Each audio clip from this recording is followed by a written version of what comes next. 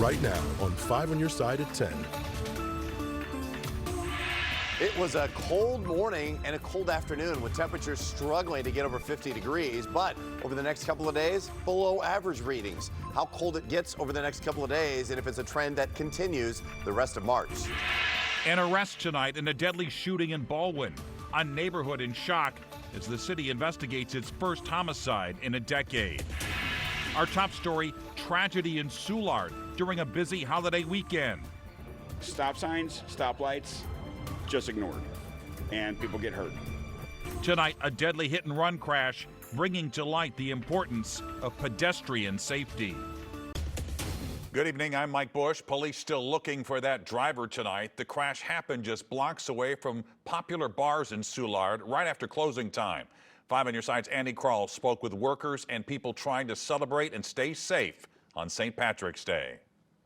Just before 2 in the morning on Sunday, a woman was hit here at the intersection of Gravois Avenue and Russell Boulevard. A horrible tragedy, especially on St. Patrick's Day, as people are walking between bars and apartments in this neighborhood.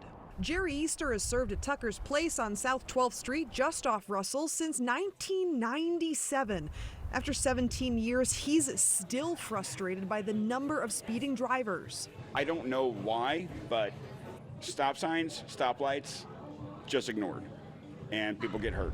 Police working to learn more about this hit and run in Soulard as the driver hit the woman in the road and then took off. She died at a nearby hospital.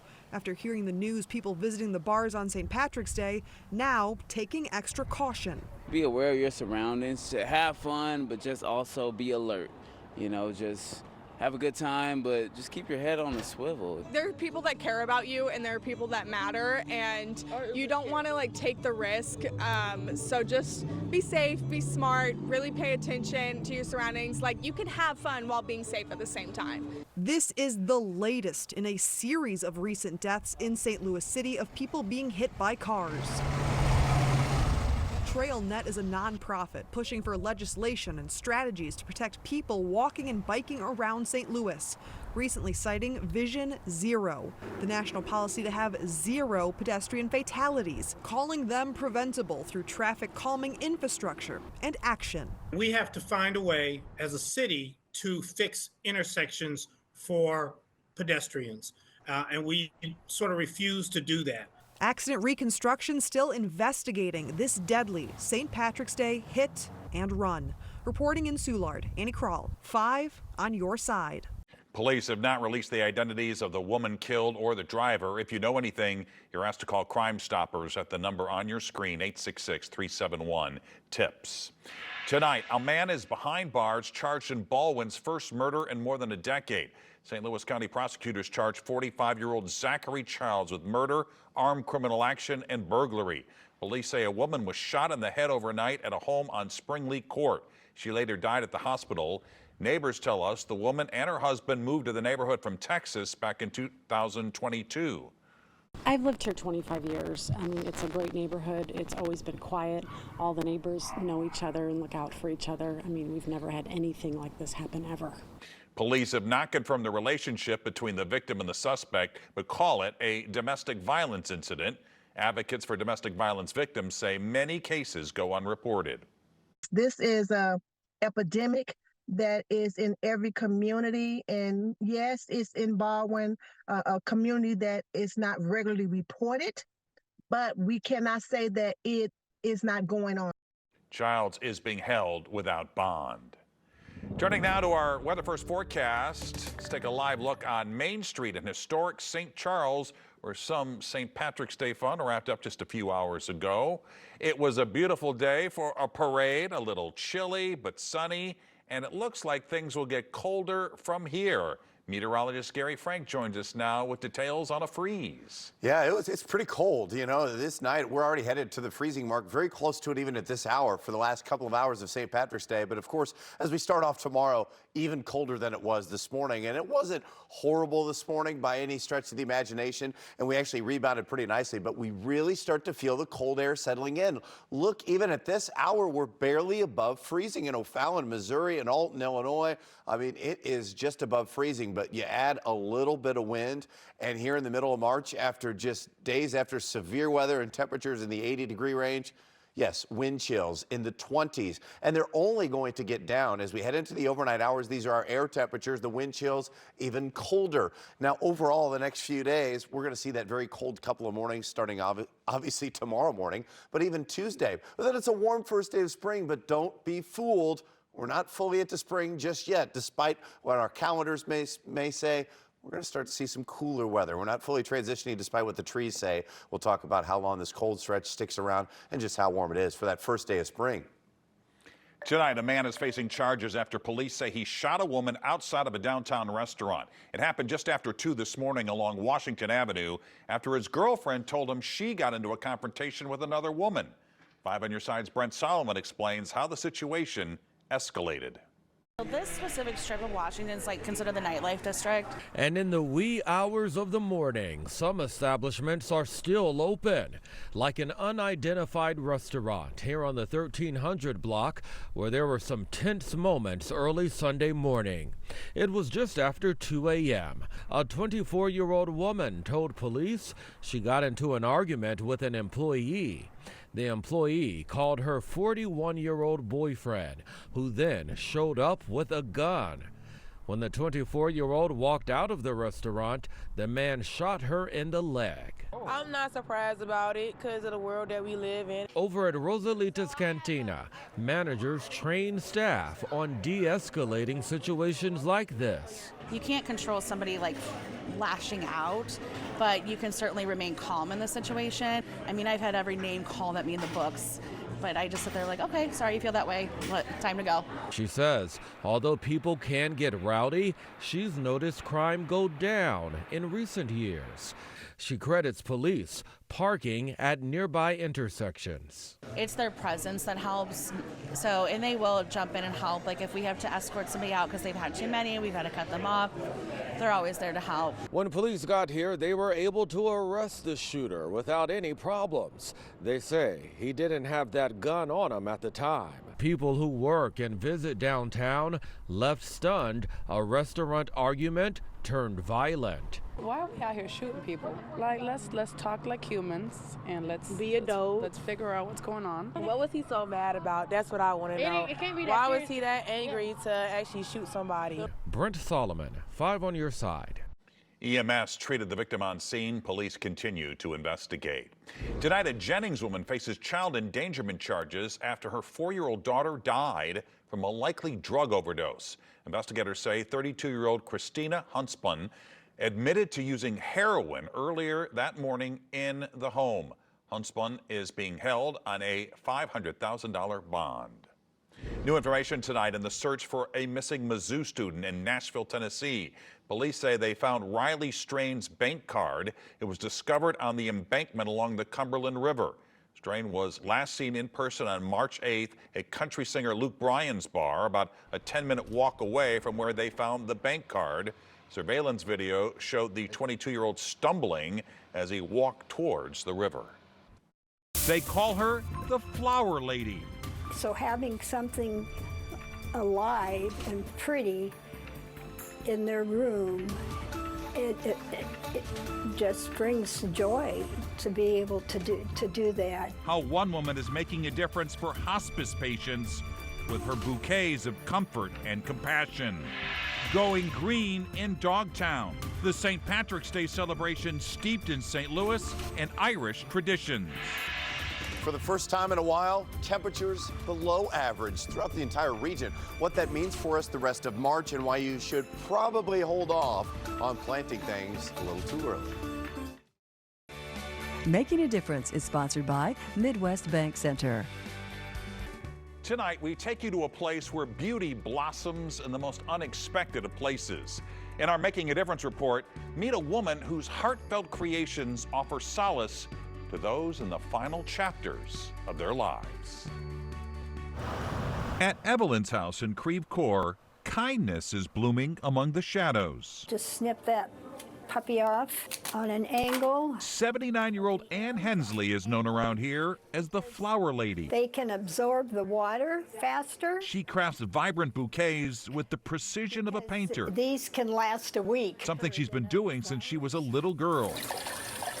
As a child, I remember picking flowers and trying to sell them. But in this place, her lifelong passion takes on deeper meaning. Evelyn's house is an end-of-life hospice facility, giving comfort to patients in the last week or so of their lives. And the sentiment here goes beyond the usual emotions. I would not describe it as sadness. I say it as an opportunity to be able to say and do the things that you need to do at the end of life. It brings a little color, a little life to the room. Dedicated doctors and nurses are essential at Evelyn's house. It feeds my soul to do it. But volunteers are the soul of the place. Our volunteers encompass everything that Evelyn's house is. They're our heart. We want 3 levels. Ann has been a volunteer since BJC opened Evelyn's house 7 years ago. But her journey to this place of compassion began long before its doors ever opened. My mother died when I was 9, and so grief and death have been a big part of my life. That loss planted the seeds of empathy. Now, with every petal carefully arranged, You want a clean vase and, and all that, but the secret is the levels. the former teacher's bouquets silently speak volumes of love and connection. So having something alive and pretty in their room, it just brings joy to be able to do that. She hand delivers her arrangements or her homemade greeting cards to patient rooms. I've seen Ann talk and hold a hand. Hi, I'm Ann, the flower lady. I've seen her present flowers to families who, at this point in time, they didn't even realize that was something that they needed, but it makes so much difference to them. Her journey from grief to service reminds us that even in life's darkest moments, there is light to be found. I'm Ann, volunteer. I'm the flower lady. We're all in this together. We all put our pants on the same way, my dad taught me. And we're all here to help one another. Ann Hensley, the Flower Lady of Evelyn's house. Hi. Cultivating compassion into a flourishing garden of comfort. I will talk to you later. Bye-bye. When she's not giving out flowers, Ann delivers greeting cards that she makes by hand. A reminder, if you know an inspiring person or someone making a difference for others, let me know by email at mbush@ksdk.com.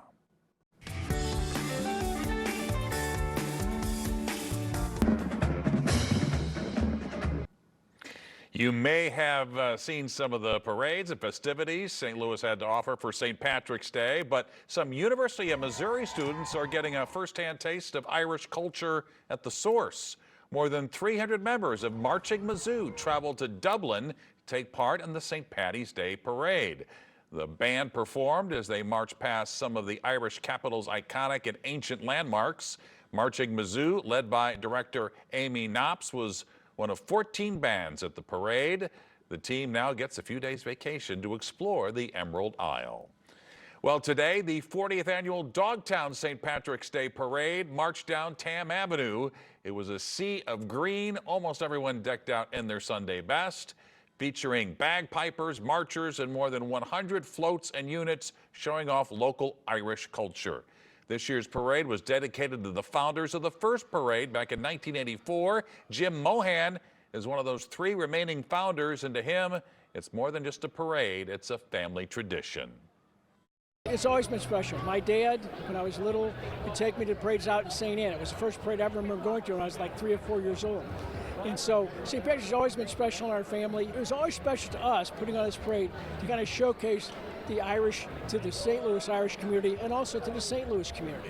And the best part about it is it's a nice, fun day. And everybody's having a great time, and it'll go on all day long. 5 in your side's Andy Kroll served as MC of the parade. We're back with Gary Frank with another look at our Weather First forecast, and a chilly forecast it is. Yeah, chilly for sure. You know, and all those trees are starting to bloom ahead of schedule and things of that nature. Everything's greening up, but it's one of those things where the next couple of days they're going to take a hit. Better for my allergies, your allergies perhaps, but not good for the red buds that are blooming early as we look at the Kirkwood Farmers Market and many others. Obviously, the Bradford pear trees are not supposed to be there anyway. We get that, but they're blooming and they're going to take a hit here ahead. But right now, temperatures are very cool, just above freezing right now, 37 degrees. We still have a northwest breeze, which makes it feel like 30 degrees. We still got to 54, believe it or not. It didn't feel 54 to me outside, but mainly that was because of the wind, right?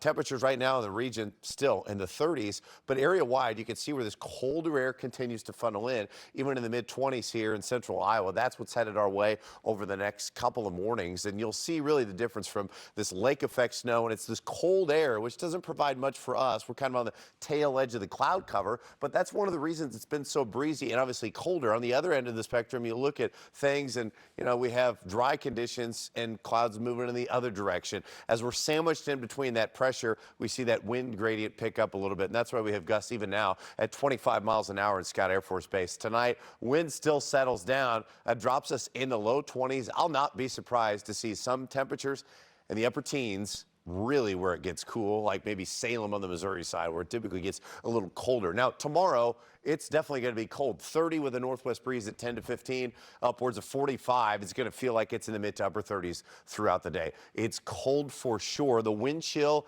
even in the upper teens at the very least. By midday, you still feel like you're in the mid 20s. It's a raw day. Don't get me wrong. But as we switch that wind, we're going to start to see things much warmer. There's that colder air as we get close to 70 degrees on the first day of spring, but there's that warmer air off to the west. And what we'll notice over the next couple of days is we'll start to kind of moderate. You'll notice that west to easterly flow. That means we're pretty much normal, but then that colder air makes a return again as we get closer to the end of the month, and I think it really settles in. So how come if we're dropping down to the freezing, we're not under a freeze warning or freeze watch like these areas to the south?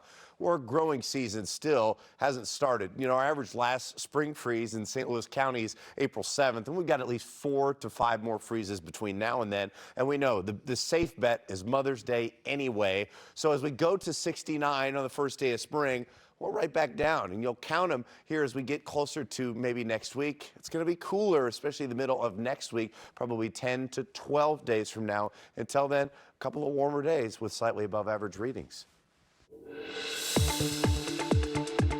We're on the move. I'm Paul Cook, your traffic guy on Today in St. Louis.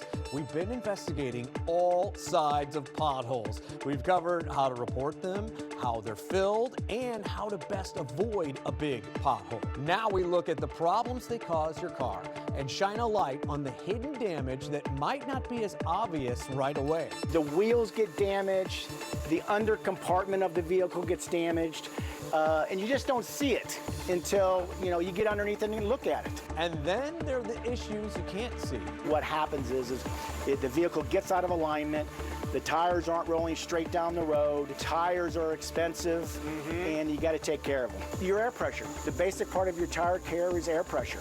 Not too low, not too high, and just make sure it's checked weekly. Remember, it's pothole season, so stay aware, and you may want to plan ahead. Normal pothole damage expense, dollars. I would say on a good average, $600 to $1,000. Wow. Whether it be the rim, the tire, the parts, just it's astronomical. And people just don't budget for that. Ouch, expensive all the way around. You can watch all 3 of our on-the-move reports on potholes at KSDK.com. Paul Cook, 5 on your side. Coming up, Missouri heads to the Supreme Court. What state officials have to say about the White House's influence on social media. Tomorrow, Missouri Attorney General Andrew Bailey is headed to the U.S. Supreme Court to deliver oral arguments in a case over social media censorship. The case, Murphy v. Missouri, argues that the White House overstepped and violated the First Amendment. Missouri, along with Louisiana and 5 social media users, claim the Biden administration ordered the platforms to remove content about COVID and the 2020 election it deemed as misinformation. The Supreme Court will hear oral arguments tomorrow at 9 a.m. Russians headed to the polls for their third and final day of elections. Vladimir Putin will secure a fifth term in office in a landslide, though the U.S. and many other nations say the vote was neither free nor fair because of censorship and the imprisonment of political opponents. Putin's term will last another 6 years. There has been tension around the election following the death of opposition leader Alexei Navalny. Protests took place at polling stations across the country. Some of their methods included setting fires at polling stations and dumping ink into ballot boxes. Protesters also gathered outside the Russian embassy in the U.S. in opposition of Putin. Israeli Prime Minister Benjamin Netanyahu also facing some election controversy. This comes after U.S. Senate Minority Leader Chuck Schumer called for Israel to hold a new election. Schumer called Netanyahu a, quote, major obstacle to a solution to the conflict between Israel and Palestine. In response, the prime minister blasted the senator, calling his comments inappropriate. Netanyahu said an election would paralyze the country. This is a wake-up call to Senator Schumer. The majority of Israelis support the policies of my government. It's not a fringe government. It represents the policies supported by the majority of the people. If Senator Schumer opposes these policies, he's not opposing me. He's opposing the people of Israel. The prime minister has also said that international pressure would not get in the way of achieving his war goals. President Biden praised Schumer's speech on the Senate floor and said it expressed concerns held by many Americans. Starting the season a little early, Grant's Farm opens tomorrow, the new additions this year. Grant's Farm is getting an early start to its 70th season. The Bush family property will open to the public tomorrow. That's the earliest opening date ever. Gates open at 9 a.m. Guests can take part in an animal all-star lunch or meet some of the Anheuser-Busch Clydesdales up and close. New this year, an Easter bunny brunch and an Easter egg hunt on the Bush family estate lawn. Those will be held over the next 2 weekends. Tickets are on sale now. And many don green for St. Paddy's Day, so Mercy Hospital made sure some of its newest arrivals joined in on the fun. Here's a look at some of the St. Patrick's Day newborns, each given a little green onesie to celebrate. And there you have it. 5 on your side at 10. Don't forget to start your day with Today in St. Louis. That begins at 4 a.m. And now, here's Corey Miller with Sports Plus.